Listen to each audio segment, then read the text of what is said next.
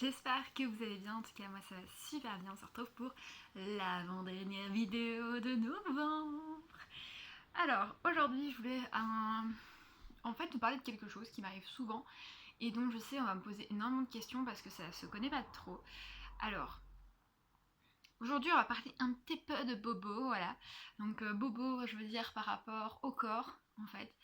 Et aujourd'hui je voulais vous parler de 3 zones chez moi qui sont ultra sensibles parce que je me blesse facilement, je me bloque facilement. Alors nous allons commencer vers le haut du corps, ce sera beaucoup plus simple. Derrière, juste ici, quelque part par là, ou quelque part dans la zone ici quoi en gros. Vous avez un nerf qui s'appelle le nerf d'Arnold. Je vais vous mettre plein de trucs dans la bio parce que clairement... Merci. Et du coup, ces nerfs-là, ils se bloquent régulièrement quand, par exemple, vous faites un effort ou que vous faites un faux mouvement. Et chez moi, non. Chez moi, ils se bloquent quand je me suis pris un froid au niveau du cou. Donc voilà.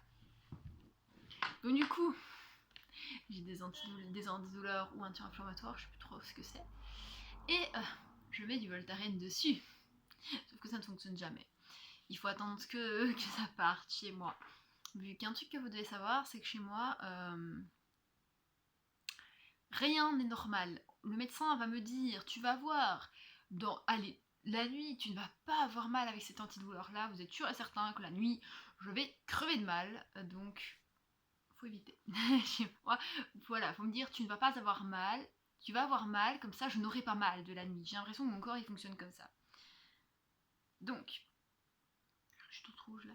Et donc du coup, le nerf d'Arnold, ça me provoque en fait un mal de crâne, donc vraiment dans la partie ici.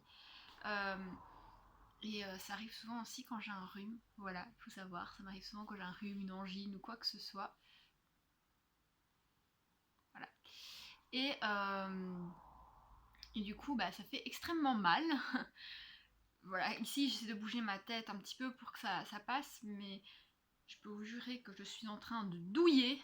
Alors si vous ne savez pas ce que ça veut dire douiller, ça veut dire que je suis en train d'avoir mal, mais comme jamais je n'ai eu mal. Mais c'est de bouger un maximum quand même pour la tête, tout ça, pour ne pas non plus devoir rester statique et vous parler comme ça, ou ça va être grave chiant. Donc voilà, j'ai mal, mais je souffre en silence à partir de maintenant. Une zone qui est aussi fortement sensible chez moi, c'est mon poignet droit. Voilà. Alors, pour la petite histoire, le chien de mes parents l'a claqué au sol parce qu'il a eu peur en fait. Je le tenais au collier, il m'a claqué au sol mon poignet. Donc du coup, depuis, j'ai le poignet très fragilisé en fait. J'ai fait une entorse la première fois au poignet. Et en fait, je ne sais pas, enfin si vous ne le savez pas, vous avez des tendons ici. Attention, je me lance en cours scientifique. Donc vous avez des tendons qui passent par ici. Et moi, quand je dois par exemple tenir la position AZERTY, donc AZER, ah non pas AZERTY, AZERUIOP, donc pour les secrétaires voilà, de ce qu'on nous apprend à l'école, et je dois tenir un doigt sur A, un doigt sur Z, un doigt sur E, un doigt sur R. Celui-là, il doit aller, le pouce, il doit aller sur la barre d'espace.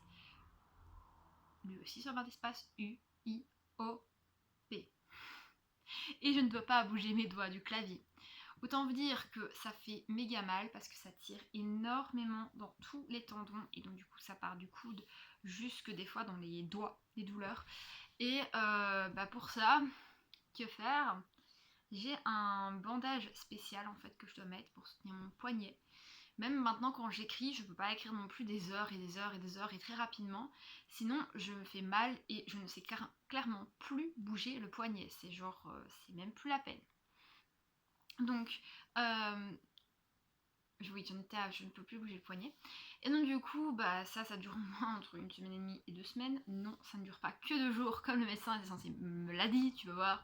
2 jours, t'es rétabli. Ouais, je prends des antidouleurs. Clairement, ça se rétablit pas. C'est encore pire. Et je mets souvent une poche de glace pour que ça apaise un petit peu. Parce que là, je dois mettre du froid, en fait, d'office dessus. Parce que si je mets du chaud, clairement, je vous dis pas, la douleur... ça remonte, ça fait comme ça. J'ai l'impression que c'est encore pire. Alors pour dormir du coup, bah je dors voilà, sur le côté de mon poignet, donc sur mon côté droit pour moi. Et clairement, bah je douille bien parce que je peux pas dormir sur ce côté-là. Ça fait mal toute la nuit, vous avez des douleurs tout le temps. Et souvent, bah, le médecin il mettait un sous-certificat parce que clairement, les profs ils comprenaient pas non plus que bah, j'en pouvais rien, je pouvais pas écrire. Et ça saoulait beaucoup de monde. Voilà. Moi y compris, ça me saoulait énormément. Puisque j'étais là en mode purée, ça m'arrive qu'à moi. Génial, il y a un changement de température. Allez, il revient, il revient. Tout revient d'un coup. Donc une fois ici il fait trop chaud et qu'on passe une température super froide, super chaud, moi mon corps il réagit en mode waouh waouh waouh, on se calme tout de suite. Arnold, les tendons, le kyste, on s'active tous, voilà. Et la hanche de temps en temps. Donc du coup, voilà, ça c'était pour la petite histoire du poignet, voilà. Et ensuite, nous allons parler de voilà, ce beau pied ici, vu qu'il a une particularité. J'ai dû le mettre comme ça parce que je n'avais pas me contorsionner encore plus. Alors, ce petit pied, qu'est-ce qu'il a comme particularité? C'est qu'il a un kyste au niveau des 3 derniers orteils et vraiment plus vers le petit orteil. Vous avez encore une fois des tendons en dessous de tout votre pied, quoi, voilà. Je suis pas prof de sciences, donc voilà, j'explique comme moi je sais. Et clairement, vous douillez. Mais vous douillez de ouf quand ça s'active ce truc. Parce que, en fait, ça appuie sur les tendons.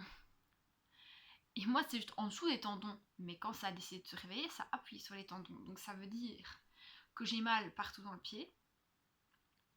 Et que du coup, ça déclenche des douleurs dans le talon, sur le côté où vous avez la boule, en fait.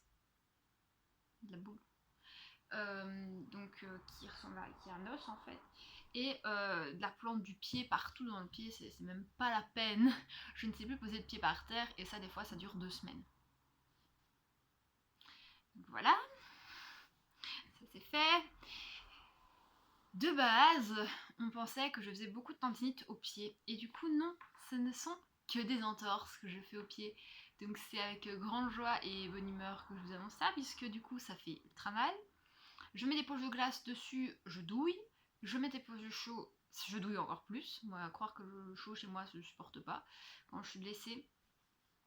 Et je ne peux mettre aucune crème dessus. Genre des crèmes type Voltaren, Flexium Gel, les crèmes chauffantes. Non. Déjà, les crèmes chauffantes, moi, je les supporte pas. Clairement, mon pied réagit, mon pied devient rouge comme une tomate. Vous voyez la couleur de la tomate? Et bien mon pied vient comme ça. Ça brûle, c'est infernal en fait, je fais une réaction à la pommade, tout simplement. Et tout ce qui est Voltaren Flexium Gel, j'ai l'impression d'avoir juste hydraté mon pied. C'est tout, parce que clairement ça fait rien. Donc là encore une fois, je prends des antidouleurs, des anti-inflammatoires, et rien ne fait effet. Autant vous dire que je passe des nuits horribles, je vais dire autre chose, mais horrible, et où je me réveille et clairement je suis encore plus fatiguée que ce que je devrais être. Donc voilà. Ensuite, ma hanche, clairement, ça se bloque après que ce cher à mon pied se soit remis, j'étais en béquille, donc il fallait bien que ma hanche se bloque. Ma hanche se bloque, c'est au moins encore une semaine où tu douilles, où tu ne peux pas plier ta hanche, où t'asseoir devient extrêmement douloureux. C'est horrible. Voilà, c'est horrible. Sur ce, maintenant que vous savez mes petits mots les petits mots de mon corps, je vais vous laisser et on se retrouve la semaine prochaine dans une nouvelle vidéo. Bye!